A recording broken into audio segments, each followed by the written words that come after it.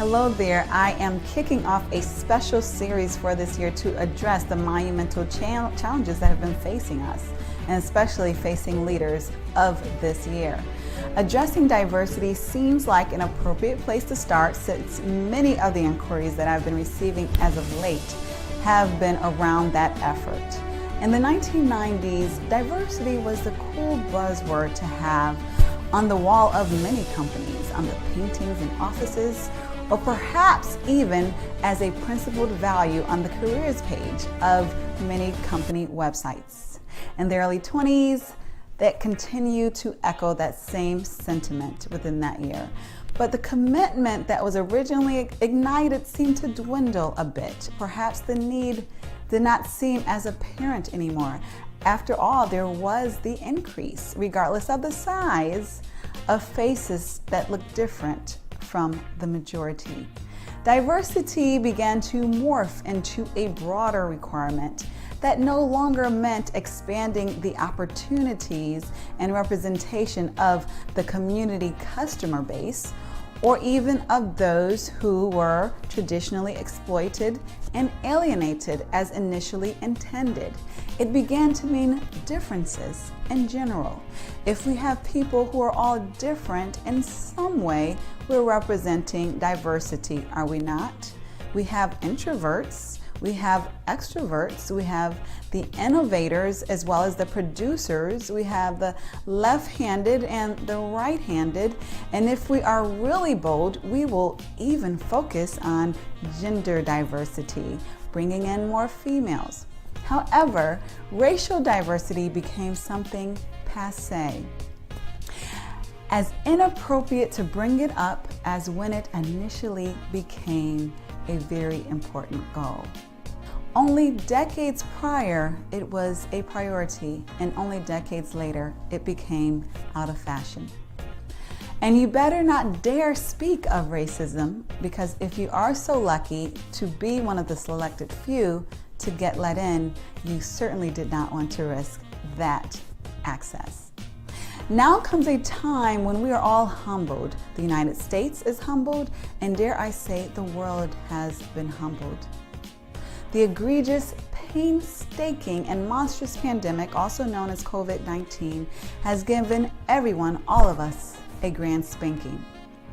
Regardless of your privileged position, it has everyone searching for the steering wheel, the continuous drive to regain what we perceived as control. On the best days, we even aim to grasp an intimate purpose for our lives.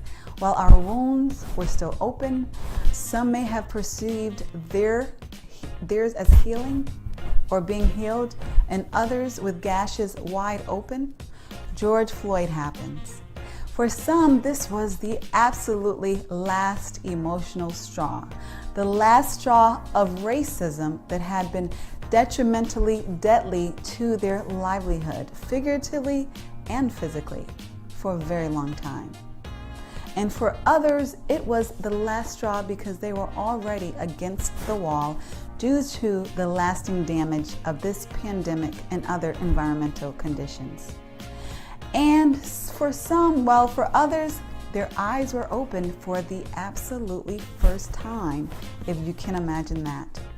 Or perhaps it was the first occasion that they had to focus, the opportunity to focus on such ugliness that was nothing short of a rerun for many others. Perhaps it was the explosive cocktail that was created between a massive killing pandemic and a video that would give Freddy Krueger the chills. Whatever the reason, what appears to be a tipping point, the need for diversity, and dare I even say racial diversity, once again has our attention. I would like to spend some time focusing on 7 steps to expanding diversity within your organization. What is not covered comprehensively in this vlog is inclusion. Inclusion is very important, and I would say a class above diversity. And diversity is like the prerequisite, if you will, of inclusion. it's definitely easier to accomplish of the two. Though some may argue the opposite, ideally you would commit to taking both classes at the same time. And I know that some are saying, isn't diversity hard enough?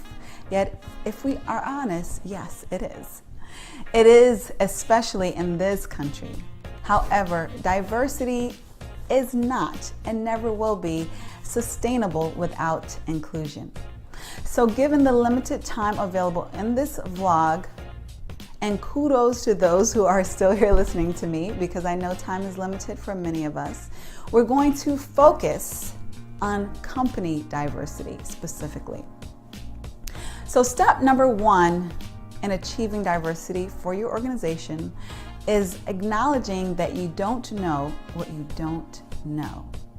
When I think of several conversations that I have had with people who work in talent acquisition for many major companies, or even professional associations for that matter, where there has been a lack of diversity, the main argument is that they cannot seem to find the right people of color. That it's so hard to find people of color to fill those roles and to be interested. Now, admittedly, I will say to you, I will confess, I'm often thinking, though sometimes not saying or asking, is it that you cannot find people of color, or you don't know what you just don't know? And the truth is that homogeneity is the most basic and easiest way to make decisions. And that is for all of us. So while kindergartners are the most loving and collaborative and friendly people among each other, they do tend to cling to one another. While they may be friendly to everyone, they bond with each other based upon their common experience, living in a world of unknowns where they know a lot more than people think that they do, and they're often underestimated. And one of the first things that they learn is to categorize. They group the round shapes with other round ones, the purples with the purples, and the greens with the greens. Categorization, we learn from an early age, saves us time. And as we grow older, we continue to advance in the skill of categorization. Categorization adds efficiencies to our lives that we otherwise would not have. I personally have coded my closet based upon occasion, based upon the color of the material. And even when we are fond of people who are not like ourselves, most of us, if we're honest, we tend to categorize. Since kindergarten, we have gravitated to those like us because it is more comfortable. And that is what we tend to do, categorize. Given that, considering the context in which we live, and I know that many people reading this blog or listening to this vlog are not in the United States. And I'm specifically referencing the United States and other countries that have been developed based upon economic racism for their foundation, and of course subsequent racial disparities. So in this context, obviously that is expounded. But we are humans, and if we are humans and of human nature, we tend to feel more comfortable around those who either share experiences with us or look like us. And it's our normal tendency to categorize them in ways that we would expect to or not expect to in a knee-jerk fashion. And so this knee-jerk reaction, of categorization also is the way that we will typically hire those who are like ourselves. Why would anything more or less than that be expected?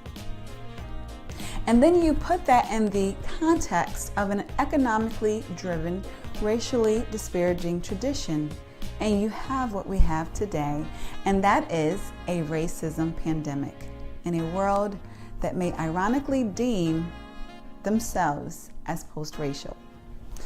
I am reminded of a time when I was in church. I'm still in church, but there was a special occasion where blue was the color that we were to wear. Now, I went shopping and I went to at least 3 of my favorite stores, and I could not seem to find that right blue dress.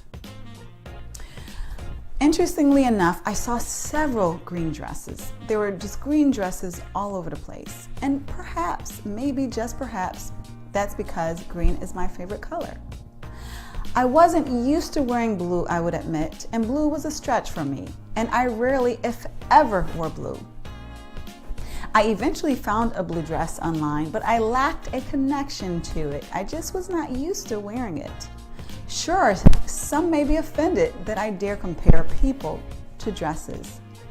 And I agree, it's not that simple. Though what is that simple is that we are emotionally driven beings. Oftentimes we believe that we're making sound, objective decisions when we're doing nothing of the sort. We're simply responding to what feels the most familiar, the most emotionally comfortable. And some of us call it a gut feeling. Dare we not trust our gut in this modern era of self-actualization?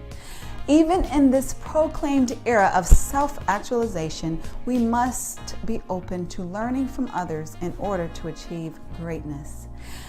I don't know Spanish very well, so I'm taking Spanish classes. I get help from my Spanish friends, and I don't assume that there's no use for Spanish simply because I don't know how to master the language yet.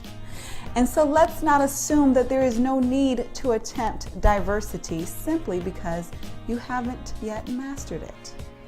Be open to learning from others, even if you have achieved greatness in specific areas. What many do not know is that diversity takes significant effort. While I love diverse environments and novel experiences, this is not the norm. Most people of all races prefer what is familiar. Familiar is more comfortable. Comfortable is convenient. And this leads us to number 2. Get comfortable with being uncomfortable. If you are genuinely desiring diversity within your organization, you're going to be uncomfortable at times. You may be uncomfortable when they have personal stories to which you cannot relate.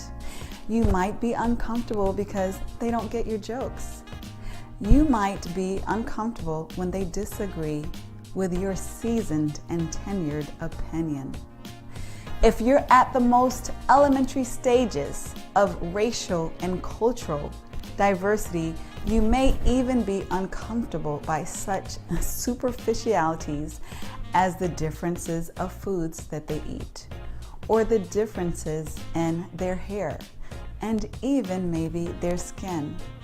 Though if you are genuinely hoping to work in a diverse work environment, you will be comfortable with your lack of comfort and with being uncomfortable until you become more comfortable. The third step, which has been implied already, is to not trust your gut. Do not trust your gut when it comes to increasing diversity within your organization. I know this sounds counterintuitive from everything that you have learned regarding how to live and how to make decisions. However, when building diversity, it is selfish and downright dangerous to rely on your gut. In this modern era, thankfully, we have access to more objective tools and data than we ever have in the past. When hiring and promoting, we should use assessments and simulations to help us make objective decisions. Such tools help us to analyze the quality of talent that is not subjectively based, but based on relative subject matter expertise and performance ability. Now let's get to step number 4. And step number 4 is knowing your community. Know your community base because it is important for 2 reasons. Firstly, the more that you know your community base, the more knowledgeable that you will be in finding and attaining diverse talent that is not far away. Quite conveniently, a community base can conceivably be global at this point in our modern era. This is most commonly found among higher level positions that typically include searches that will pay, will reimburse, will sponsor relocation globally even. The second important reason that you want to be intimate and know your community base is because every organization should be an asset to their community, not just a taker, but an asset. So if you're familiar with the community, if you're familiar with the inhabitants of the city in which your organization resides, then it will be difficult to understand it will be difficult for you to not understand how your community needs your service. And it will be easier for you to understand how you can ultimately serve your community. Knowing your community base will help you not only to better your community, it will help you to know the diverse representation that exists within it for your organization, to tap into it, to obtain diverse talent that exists right there underneath your nose. Now, step number 5 is to know your customer base. Now, I know this is common knowledge in marketing, but oftentimes some organizations still tend to ignore what their company base is composed of. Many organizations have taken advantage of researching their customer base, but if you have not, I encourage you to do so. So when a workforce lacks the diversity and the thought perspective that is represented within their company base, or within their customer base, then selling and serving that customer audience places them in a disadvantage to do so. So it's important to know your customer base, because then you will know how to best serve and attract and continuously attract those who are interested in what you have to offer. Step number 6 is to make diversity a priority.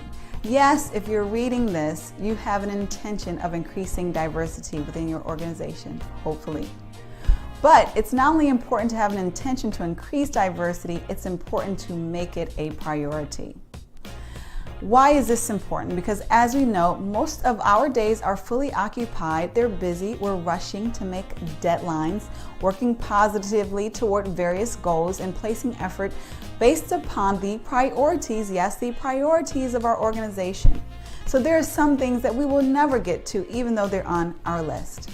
There is never a time when we get to do everything that we want to do, but we focus on what is prioritized at the highest by our leadership.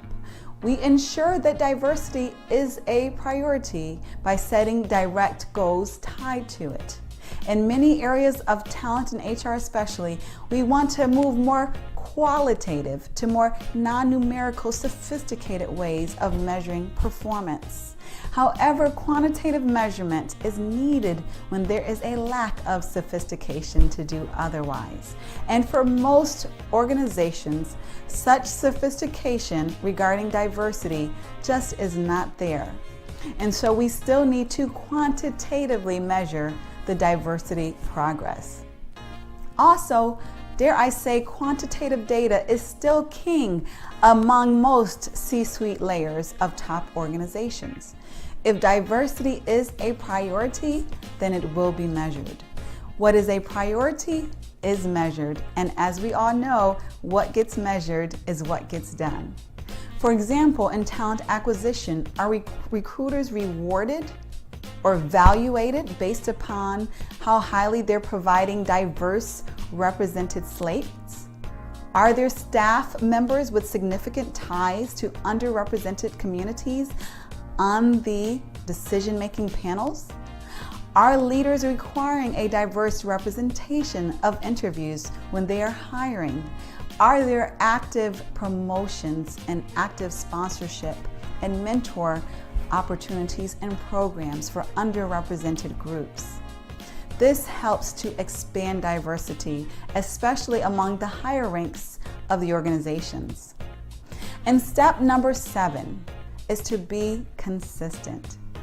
As Coach John Wooden once said, character is measured by what we do when no one else is looking. So if diversity is a real goal of your organization, then you want to institutionalize those practices far beyond what is publicly visible. But you want to communicate to your team, to your organization, that diversity is an important value of your organization.